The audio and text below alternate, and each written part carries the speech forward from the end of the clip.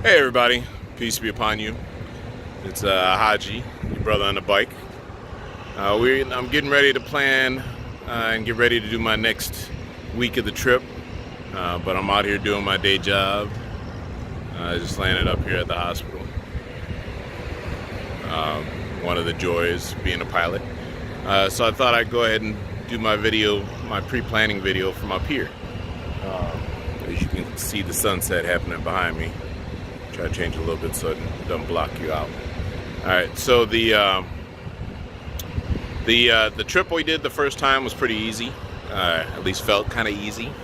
But then again, even though I was fasting, one of the hardest things that I did on that trip was I was fasting during doing it. It was for religious reasons, so that's why I was fasting. But I will say, safety-wise, it is probably not the best thing to be riding long distance while not eating or drinking. So this next week will probably be a little bit easier because I won't be fasting. But at the same time, I'm going to be training a little bit harder, so therefore it's going to be a little bit rougher in a way. The first leg is going to be about a 750-mile leg, and the second leg is going to be about a 750-mile leg. Because I'm not sure if I documented well enough for the 1,000-mile challenge, I'm going to go ahead and do a 1,500-mile challenge. It's 1,536 hours. I'm going to do my best to do it in 30 hours. There's a 1,524, which on the way back, I may end up trying, but I'm not at that point yet that I want to do that. Hoping this wind doesn't affect it too much. But I did enjoy the ride, and my other bike, other two bikes, one is a Ducati 1090 and the other one is a O2 Gilroy Scout. I've done a 1,500-mile trip on the Ducati, and I've done cross country twice on the Indian Scout. And I'm not gonna lie, the new bike is a whole lot easier and a whole lot smoother. To prep myself a little bit more for this time, I originally was riding with one of those kind of back brace waist trimmer kind of things, but it kept rolling up on me. Ended up kind of gouging me on one of the legs, kind of on the side. So this time I went ahead and bought kind of one of those slip-on back brace sleeves. I, like every other helicopter pilot, has a little bit of lower back issues and neck issues, such as the beast of flying a helicopter just kind of beats you up all day. Wouldn't change it for the world though, because I absolutely love flying. But as a result, doing a long ride on that becomes a little bit more painful. So I had bought kind of like it's a little painful to get in and out of because it's tight to support my back and everything, but hopefully this will be a little bit better. It can't gouge into me because it's a whole kind of tank top kind of support, but we'll see how that works out for the longer legs. Also, I brought back one of my cubes of clothes because even though I sent back a couple cubes, I still felt like I was overpacked. So I brought back another cube worth of stuff. Honestly think I probably should have brought back another one, so I'll probably end up bringing that back on the next leg when I come back from Phoenix. So stops for this trip are going to be just outside of Nashville to meet a breeder who we'll hopefully get some females from to breed with and to train with to start our Vizsla line, which will be our main line. As I've said before though, we're going to have dogs. We're going to be getting rescue dogs, and I'll be scouring the shelters and everything also when we start, and even after we've got our lineup, to try to provide, I'll check them out and see what their temperaments are, and then rescue as many dogs as I can and put them to work as best I can, trying to help every vet that's out there. The more the issues though, the better it is to actually have a dog that you're breeding, so you can kind of control the temperament and control the work ethic a little bit more, so that they can do the harder issues. But the average stuff, you can find if you can find rescues and other breeds to fill that need. But the first stop will be Nashville. The second stop is going to be out to Lake Charles, where I'm going to meet up with a friend that was enlisted with me, went through Boost, and then I'll meet him and his family. I haven't seen him in a while.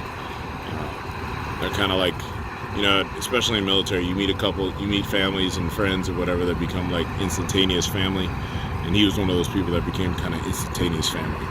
So after that, the next leg will be going out to Austin. There's a bike rally going on then. I will report to you guys and try to let you guys see it. I'm actually going to stay there a little bit longer than I would have, maybe one day longer, just so I can see the rally that's there, and hopefully see if I can get maybe a sheepskin seat cover. I did buy a gel seat cover for this next leg. I rode the first one with just a regular seat, and I think I need a little extra on the seat just for the longer trips. It's a much more comfortable seat than I'm used to on the other ones, but on the longer trips, it's probably going to help. So I'm going to try the gel, this one. I didn't want to buy a sheepskin one, the nice ones, until I'm actually at a rally.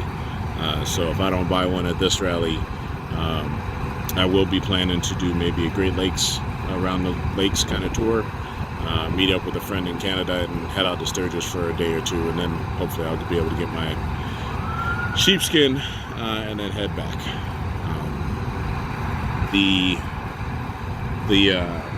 As far as planning for the next leg, so then after that I'm going to head out to Phoenix. I'm planning to probably stop in El Paso, but to be honest, I've driven that San Antonio to El Paso line probably 5 or 6 times. I transferred too many times from the southeast to the southwest, going to San Diego to Jacksonville, or San Diego to Pensacola too many times, and that stretch is just painful because there's nothing out there. I remember the last stop gas station that's out there, but I can't remember how far that is, and it's one thing to do that on a car, it's another thing to do that on the bike. So I may go a little bit northern just to make sure that I've always got some good gas stops. I do still have my gas bag down there, and that gas bag is down there almost specifically for that lake. So we'll see if I go how far I go past San Antonio after that point. I'll either head out straight, head to El Paso, or I'll go straight to Phoenix or whatever. I'm not gonna lie, once you get used to doing longer legs, you just kind of like doing longer legs. I like riding. I love spending the day out there doing it, and so the joy. It's a nice little cloud lights right there. The joy of riding long distance is kind of the challenge half the time of just doing it, and then the other part of it is just enjoying being out there. So for those of us that have post-war issues, we're constantly looking for things that will kind of distract us from the stuff in our head, or put the stuff that's in our head into kind of some kind of weird positive light. So while there are a lot of people that do the whole riding together thing, I prefer and enjoy riding all by myself, because I get out there and I can kind of zone out with some music, and kind of puts me back into my own kind of soul spot. So I'm not gonna lie, sometimes it kind of drifts me into some bad stuff, but for me, being out there by myself and riding, I can actually kind of weirdly work through it, and just kind of helps me put it in perspective. And a lot of times with most of us that are dealing with a chunk of it being survivor's guilt, it kind of helps me appreciate what's going on, and that appreciation of kind of, you know, you can do this, so you need to enjoy it simply because others can. Kind of helps. So that's what I end up doing. Then I'll be flying out of Phoenix back here to Buffalo again, do my work week like I am right now, and then the next leg will be from Phoenix all the way up to Seattle. So that's going to be interesting because it's going to be all the way up along the coast. That's also going to be the leg where I'm going to have my first no friend kind of stop, because I'm going to try to go through Yosemite. I think it's Yosemite that's down there, because I want to do Yosemite and Yellowstone. I think Yellowstone's the one up north, so I'm going to go through Yosemite because I've never been out there. So I'm going to not plan on pushing that leg at all, so I can enjoy it, get out early, enjoy going through the park, enjoy seeing what I can, and then head out. And then wherever I end up that night is where I end up that night. No pushing. One of the things they will talk about on 40 Times Around, and Sandoval talks about it, and a couple other people talk about it. Those are the two that I kind of follow the most when it comes to this, and I kind of use them as a reference point for a lot of instant information. Is that you got to enjoy it. So for me, a lot of times just being on the road is enjoying it, but I enjoy it because I enjoy nature. I enjoy just seeing it. I mean, we're building a facility for PTS dogs on 43 acres. And part of the reason why I'm doing it is because of the fact that I love animals and I love nature. So even though I'm kind of a suburbanite kid, so it's not, I've never really lived in the country. I've visited, never really lived in it. So one of the things that we're going to look forward to, or one of the things I'm working on the most, is to enjoy the environment, enjoy the country. I don't know if I've covered this or you guys heard, but we're going to try it. If you could please go on to the GoFundMe on PTS Dogs for Vets. That's PTS Dogs for Vets, for the number 4, so that you can sponsor them. Hopefully, I'm honestly just trying to get $5 a person. I think every person in this country can give at least $5 to provide dogs for vets.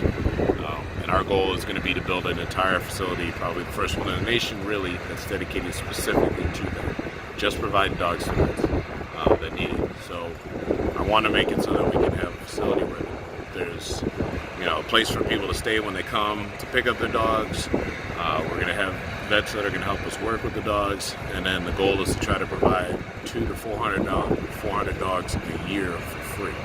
Obviously, we're not going to start out that way at first, but this year, once we move in there and move into the house and move into the facility and start doing stuff, we're going to be providing at least 50, probably in the next year. And I want to just keep it going that way. So I'm actually contributing even to my own thing, $5 a day, but I hope that everybody who's watching this can, contribute at least $5 for the vets, for all of us vets. And then, so the ride, I'm riding for the vets as a whole. I'm bringing around my business cards, handing them off, trying to get people to understand why I'm doing it, what I'm doing, and setting ourselves up for next year. Next year, I'm going to do a 48 states ride. There's an iron, but 48 states in 10 days, and I'm going to be training and planning for that.